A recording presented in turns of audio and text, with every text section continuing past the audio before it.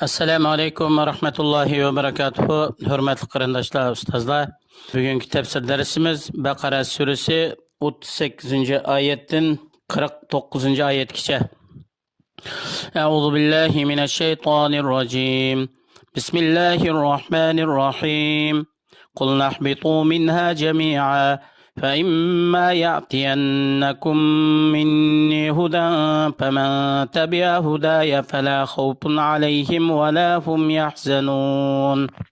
Oyatning tarjimasi Tününkü dersimizge münasebetlik. Tününkü dersimizde Allah Subhanahu ve Taala Adem Aleyhisselam'ı yaratıp ondan keyin kainatdagi barliq narsalarninki ismlari, atalg'ularini ta'lim berib, buni so'zlab bergandan keyin farishtalarni Odam alayhissalomga hurmat sajdasi qilishga buyurgan.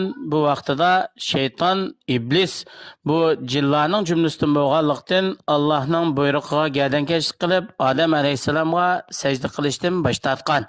Bu oyat karimada Allah Subhanahu va taolo aytadi: biz dedik deydi Adem aleyhisselam, Hava anemiz, şeytan hemmisiga sizlar jannatdan zaminga tushinglar. Sizlarga mening avatgan elchilarimning qo'liga asosan hidoyat, to'g'ri yo'l kelgan vaqtida sizlardan kimki to'g'ri yo'lga ergashsa, mening avatgan elchamga ishonsa, oxiratda uningga hech qanday bir qo'rqinch yo'q va dunyoda qo'yib ketgan narsalarga g'am qilmaydi, qayg'urmaydi. والذين كفروا وكذبوا بآياتنا أولئك أصحاب النار هم فيها خالدون. Amma kafir bo'lgan badbaxtlar, bizning oyatlarimizni inkor qiluvchilar, bular do'zax egilari. Ular do'zaxda muqim tug'uvchilardir, ya'ni do'zaxda mangu qoluvchilardir. يا بني إسرائيل اذكروا نعمتي التي أنعمت عليكم وأوفوا بأحدي أوف بأحدكم وإياي فارحبون. Ey Allah'ның peygamberi Yaqub aleyhisselam'ninki o'g'illari, Allah subhanahu va taoloning sizlarga uzildirmay ato qilgan ne'matlarini eslanglar. Allah subhanahu va taoloning bu ne'matlariga shukr etinglar va Allah'ның sizlarga bergan, sizlardan olgan ahdisiga vafo qilinglar. U bo'lsa-mu, menga iymon etish, mening avatgan payg'ambarlarimga iymon etish, yo'lga qo'ygan shariatlarimga muvofiq amal qilishdan iborat. Agar sizlar menga bergan bu va'danglarga vafo qilib, shu bo'yicha ish qilsanglar, menmo sizlarga bergan va'damga vafo qilaman. U bo'lsa-mu, sizlarni dunyoda go'zal bir hayotda yashatish va oxiratda yaxshi mukofot ato qilish. Mendan g'ina qo'rqinglar va menga bergan ahdi va'danglarni buzmanglar. وآمنوا بما أنزلت مصدقا لما معكم ولا تكونوا أول كافر به ولا تشتروا بآياتي ثمنا قليلا وإياي فاتقون. من Peygamber Muhammed Aleyhisselam'a nazil qilgan Qur'oni Karimga iymon etinglar. Bu Qur'oni Karim bo'lsa, sizlarning qo'linglardagi o'zgartirilmagan asli Tavratninki nusxasiga muvofiqdir.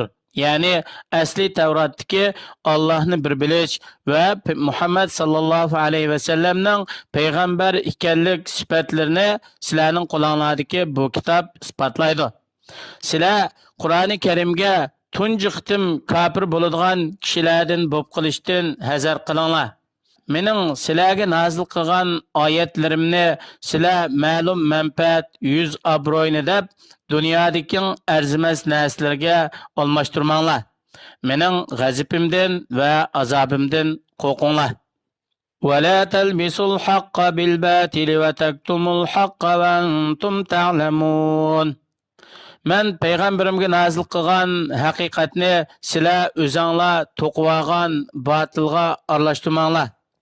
Va sizlarning kitoblaringizda kelgan payg'ambarimiz Muhammad alayhissalomninki haq payg'ambar ekanligini bildiradigan ochiq sifatlarini bilish va uningga ishonch qilish bilan turug'liq buni yoshirmanglar.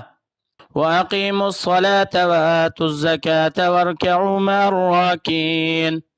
Namozni barliq farz, vacib, sünnet, mustahab arkanlar bilan to'liq ado qilinglar. Allah subhanahu wa ta'ala sizlarning qo'linglarda qilgan mol-mulkning zakatini ado qilinglar. Muhammad alayhissalomning ummatidan bo'lgan Allohga bo'ysunuvchilar bilan birga Allohga bo'ysuninglar. أتأمرون الناس بالبر وتنسون أنفسكم وأنتم تتلون الكتاب أفلا تعقلون Sizlarninki boshqalarni iymonga, yaxshi ishlarga buyurib, o'zinglarni unutib qilib, Allohning g'azabiga to'g'ri qilganliginglar nima degan nachar qabih ish bu? Altidagi sizlar Tavrotni o'qiyapsizlar. Tavrotdagi hukmlarni bilasizlar.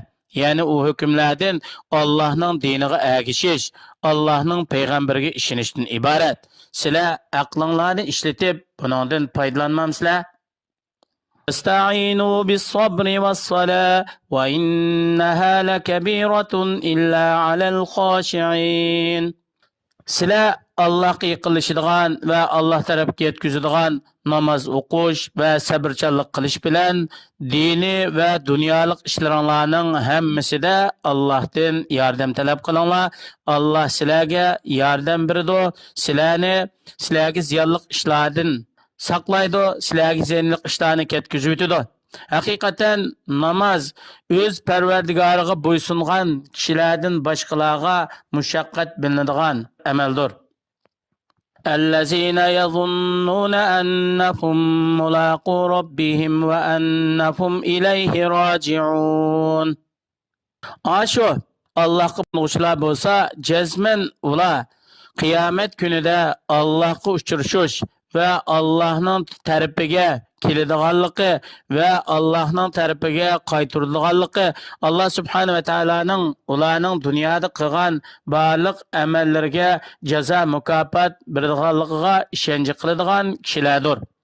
يا بني إسرائيل اذكروا نعمتي التي أنعمت عليكم وأني فضلتكم على العالمين.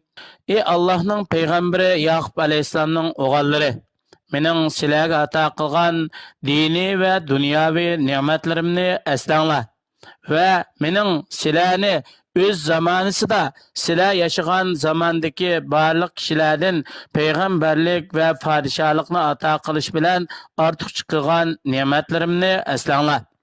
واتقوا يوما لا تجزي نفس عن نفس شيئا ولا يقبل منها شفاعة ولا يؤخذ منها عدل ولا هم ينصرون.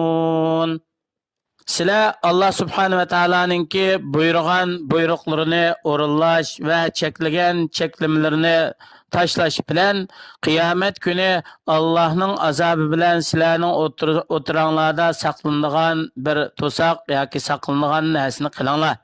Bu qiyomat kunida bir kishi yana bir kishining hojatidan chiqolmaydi. Yani hacetini ado qilolmaydi.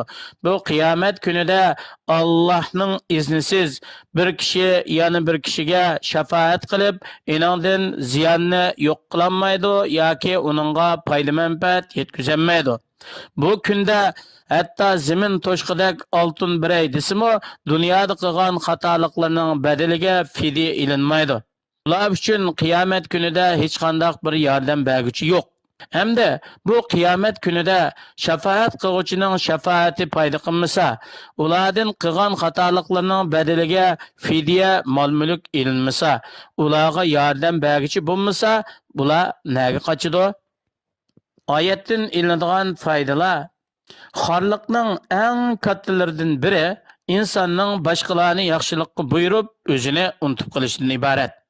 İkincisi, insonningki barliq ishlarida insonga yordam beradigan narsaning eng buyuk kattalari namoz o'qish va sabrchanlikdan iboratdir.